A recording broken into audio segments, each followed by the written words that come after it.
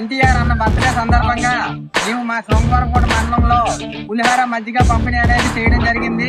మా అన్న పుట్టినరోజుని ఘనంగా చేయడం జరిగింది.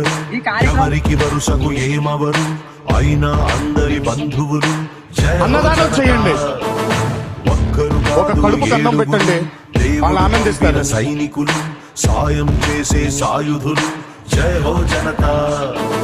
వెనుకడుకైపోరు మనకెందుకు అనుకోరు, జగమంతా మనదే పరివారం అంటారు.